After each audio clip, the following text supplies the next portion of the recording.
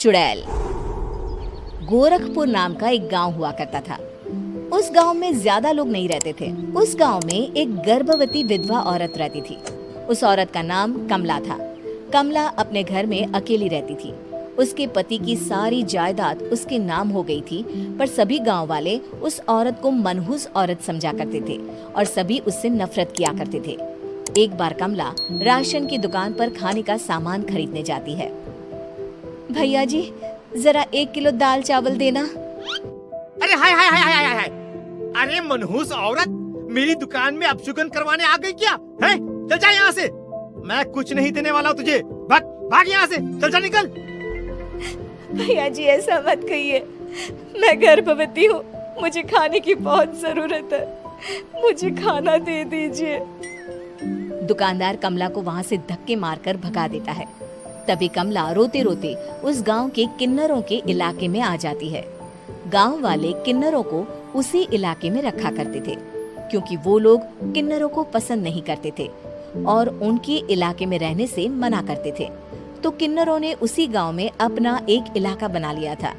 जब किन्नर लोग देखते हैं कि एक गर्भवती महिला रोते रोते उनके इलाके में आ गई है, तो सारे किन्नर कमला के पास जाकर उसका हाल पूछने लगते हैं।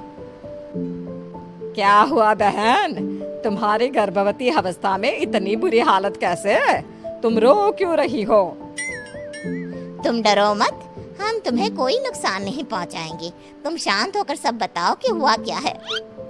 मैं कमला हूँ, मैं गांव के दूसरे इलाके से आई हूँ। 2 महीने पहले ही मेरे पति की मौत हुई है। मुझे गांव के लोग मनहूस मानते हैं, क्योंकि मैं विधवा हूँ और गर्भवती भी। वहाँ के लोग मुझे खाने के लिए कुछ बेचने के लिए भी तैयार नहीं, जिससे मेरा गुजारा नहीं हो रहा था। कोई बात नहीं कमला, हम तुम्हारा ख्याल रखेंगे। किन्नर लोग कमला को एक खाली घर में रहने के लिए जगह दे देते हैं और उसकी देखभाल भी करते हैं। कुछ ही महीने बाद कमला अपने बच्चे को जन्म देती है, पर अफसोस, कमला बच्चे को जन्म देते ही अपनी जान गंवा देती है। जब सब किन्नर बच्चे को देखते हैं तो बहुत खुश हो जाते हैं, क्योंकि वो बच्चा भी किन्नर ही था।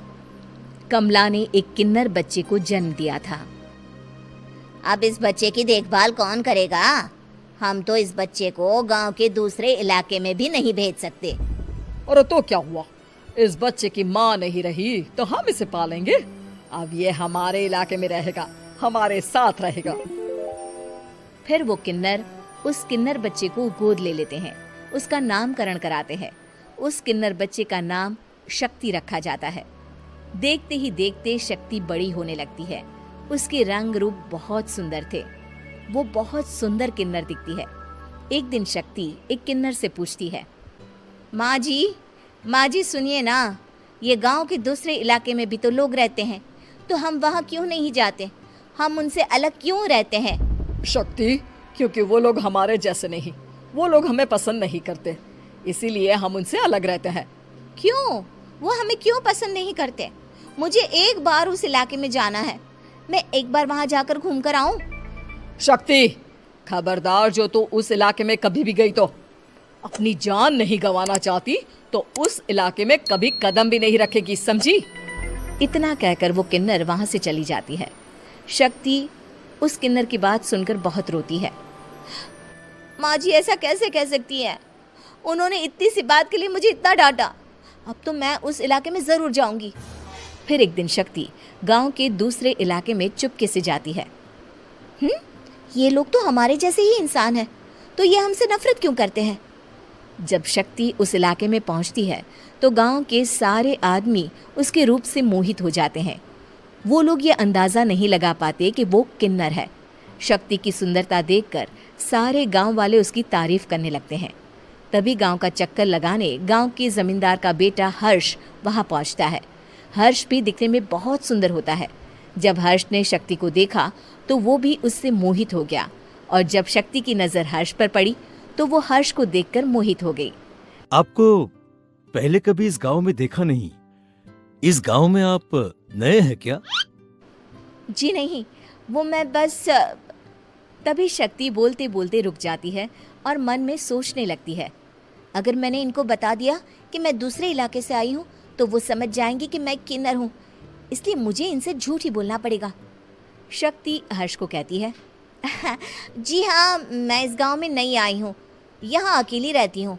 वैसे आप कौन है? आप भी इसी गांव में रहते हैं? जी हाँ, मैं इस गांव के जमींदार का बेटा हूँ। आपको किसी भी चीज की जरूरत पड़े तो आप मुझे बता देना, मुझे अच्छा लगेगा। ऐसे ही शक्ति और हर्ष एक दूसरे से रोज मिलने लगते। वो दोनों अपने प्यार का इजहार करने एक दूसरे से मिलने जाते हैं। तभी शक्ति का पीछा करते करते एक किन्नर वहां आ जाती है। शक्ति, मैं तुमसे बहुत प्यार करता हूँ। मैं तुमसे शादी करना चाहता हूँ। क्या तुम मुझसे शादी करोगी? हाँ हर्ष, मैं तुमसे शादी करूँगी, पर मैं तुमको अपने बारे में एक सच्चाई बताना चाहती हूँ जो मैंने तुमसे छुपा कर रखी है। तभी उनके बीच में ही वो किन्नर आ जाती है। शक्ति, तेरी हिम्मत कैसे हुई ऐसा करने की? वो किन्नर शक्ति को खींचकर गांव के जमींदार के पास ले जाती है। हर्ष भी वहां शक्ति को बचाने के लिए पहुंच जाता है। जमींदार शक्ति और हर्ष के प्यार के बारे में सुनकर गुस्से में आ जाता है और शक्ति को गांव के बाहर निकालने की सजा देता है। शक्ति ये बात सहन नहीं कर पाती और कुएं में कूदकर अपनी जान दे देती है। जमींदार हर्ष की शादी गांव की एक लड़की से करवा देता है, पर हर्ष इस शादी से खुश नहीं होता। शक्ति अपना बदला लेने के लिए मरने के बाद किन्नर चुड़ैल बन जाती है। अब मैं इन गाँव वालों को नहीं छोड़ूंगी, अब इनसे मैं अपने प्यार का बदला लूंगी। किन्नर चुड़ैल गांव वालों को परेशान करना शुरू कर देती है। एक बार वो रात को गांव के खेतों में पहुंच जाती है और वहां आग लगा देती है। सारी फसल जल के राख हो जाती है। जब एक आदमी रात को उठकर देखता है कि खेत में आग लग गई है तो वो वहां पहुंच जाता है। वो देखता है कि खेतों के बीचों बीच एक किन्नर चुड़ैल खड़ी है और वहां खड़े होकर ताली बजा रही है। गांव वाला किन्नर चुड़ैल को देखकर बेहोश हो जाता है। जब सुबह उस आदमी को होश आता है तो वो सीधा जमींदार के पास जाता है। अरे जमींदार साहब, अरे वो किन्नर चुड़ैल ने मेरी सारी फसल जला दी। अब मैं क्या करूंगा? क्या होगा मेरा? जमींदार चुड़ैल किन्नर का नाम सुनते ही सब कुछ समझ जाता है। अब वो बहुत डर जाता है। उसी रात को जब जमींदार डर के मारे अपने कमरे में सो नहीं पाता, तभी वहां अचानक से किन्नर चुड़ैल आ जाती है। किन्नर चुड़ैल जोर जोर से जमींदार के आगे खड़ी होकर हंसने लगती है और ताली बजाने लगती है। जमींदार उस डरावनी किन्नर चुड़ैल को देखकर बहुत डर जाता है। तूने मेरे साथ बहुत बुरा किया, अब मैं तुझे जान से मार दूंगी। नहीं नहीं नहीं नहीं नहीं, मुझे माफ कर दो, मुझे मत मारो। मैं कभी ऐसा दोबारा नहीं करूंगा। अब तुम जो बोलोगी वही मैं करूंगा। ठीक है, मैं चाहती हूँ कि किन्नर इलाका गांव के इलाके से जुड़े और गांव का कोई भी आदमी किन्नर समाज से द्वेष ना करे, उससे नफरत ना करे, नहीं तो मैं सारे गांव को मार दूंगी। और तुम गांव में एक नया कानून बनाओ कि अगर किसी ने भी किन्नर समाज को हानि पहुंचाने की कोशिश भी करी या इनसे भेदभाव करने की भी कोशिश करी तो उनको कड़ी से कड़ी सजा मिलेगी। हाँ हाँ हाँ हाँ, मैं ऐसा ही करूंगा। तुम जो बोलोगी वो मैं करूंगा, पर मुझे जाने दो प्लीज।